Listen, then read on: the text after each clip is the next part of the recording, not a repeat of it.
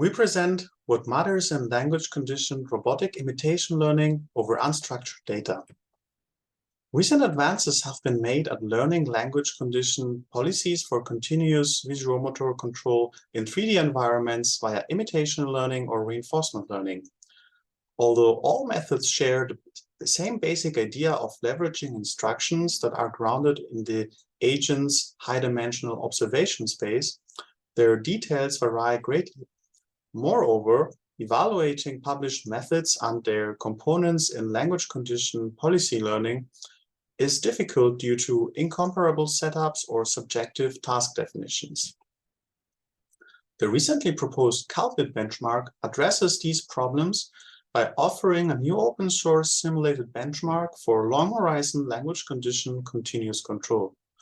In this work, we leverage the Calvin benchmark to conduct an extensive study of the most critical challenges in learning language-conditioned policies. Calvin includes a baseline implementation of multi-context imitation learning by Lynch et al., which is a state-of-the-art approach in language-conditioned imitation learning. It's a conditional sequence-to-sequence variational autoencoder consisting of encoders for the visual inputs, as well as an encoder for language instructions, prior and posterior networks for encoding latent motor plans, and a policy network that is conditioned on the latent plan as well as the visual or language goal. However, it performs very poorly on the Calvin challenge, achieving a success rate of less than 1% of the long horizon evaluation. We propose HALC, short for Hierarchical Universal Language Conditioned Policies, a novel approach that significantly outperforms the state-of-the-art on the challenging Calvin benchmark. We investigate changes to the observation and action spaces, the latent plan encoding, and show the benefit of adding a visual lingual semantic alignment loss. With these changes, we are able to improve the success rate on the Calvin single environment challenge from 0.08% to 28.3%. We start by looking at the observation action spaces. Here we propose the following changes to the multi-context imitation learning architecture. The first one is using delta actions, then learning local policies conditioned on a global plan, and third is using a binary cross entropy loss as the loss for the gripper action. Our approach uses delta actions relative to the gripper instead of global actions. Applying only this change to the MSIL baseline already leads to a great improvement in the success rate on the Calvin benchmark. HALC uses a hierarchical approach by generating global plans with both a static and a gripper camera as input, but then learns local policies with only the gripper camera, which are then conditioned on a global plan. Additionally, we internally transform the actions to the gripper frame, which facilitates the alignment between the vision and the action that the policy has to learn. The ablation no local policy, which does not use this hierarchical approach, has an 8% lower success rate. And using a binary cross entropy for the gripper action improves the performance by 4%. Next, we go through the changes to the latent plan encoding.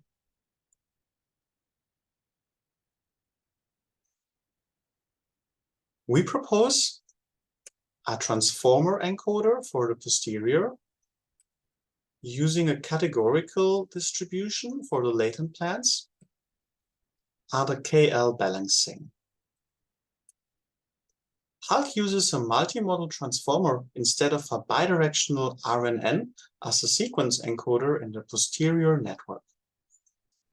This does not only improve the performance, but it greatly reduces the number of parameters for better efficiency and a faster training wall clock time. We propose to represent plants as a vector of multiple categorical latent variables and optimize them using straight-through gradients. Compared with Gaussian latents, this improves the success rate from 23.6% to 28.3%. We hypothesize that the categorical latents could be a better inductive bias for the non-smooth aspects of the Kelvin benchmark, such as when a block is hidden behind a sliding door, for example. We also observed that balancing the KL loss is beneficial in the CVA training. By scaling up the prior cross entropy relative to the posterior entropy, the agent is encouraged to minimize the KL loss by improving its prior toward the more informed posterior. A common problem in training VAs or variational autoencoders is finding the right balance in the weight of the KL loss.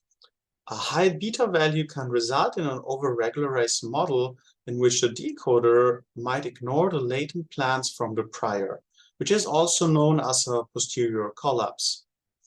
On the other hand, setting beta too low results in the plan sampler network being unable to catch up to plan over the latent space created by the posterior. And as a result, at test time, the plans generated by the plan sampler network might be unfamiliar inputs for the decoder. We also compare commonly used auxiliary losses for aligning visual and language representations. Inspired by the contrastive loss in CLIP, we propose to use the info NCE loss for visual lingual alignment. We maximize the cosine similarity between the visual features of the sequence and the corresponding language features, while at the same time minimizing the cosine similarity between those visual features and other language instructions in the same batch.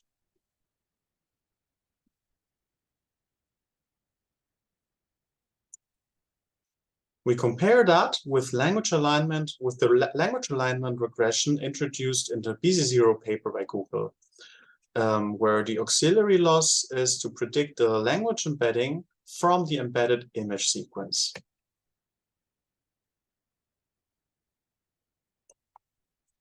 The third semantic alignment loss that we study is cross-modality matching as described in MIA from the paper from DeepMind, where a discriminator must guess if image sequence and language embedding match.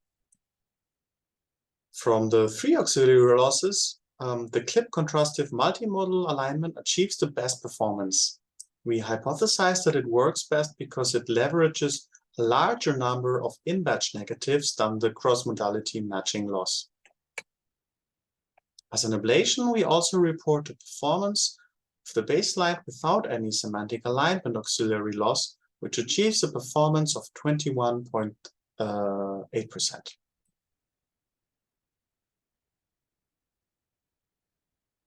Despite steady progress in language conditioned policy learning, a fundamental but less considered aspect is the choice of pre-trained language model to encode raw text into a semantic pre-trained vector space. We observed that the lightweight paraphrase language embeddings from our full model beats several popular alternatives with larger embedding size. S-BERT models that have been fine-tuned on sentence semantic similarity achieve significantly better results than the original language models trained on masked language modeling. Finally, we also compare against a model conditioned on visual ResNet 50 and language goal features from a pre-trained CLIP model. Surprisingly, we find that the performance is slightly worse than our best performing model. We hypothesized that this might be due to a domain gap between the natural images that CLIP has been trained on and the simulated images from the Kelvin environment. This table shows the performance of our model on all splits of the Kelvin challenge.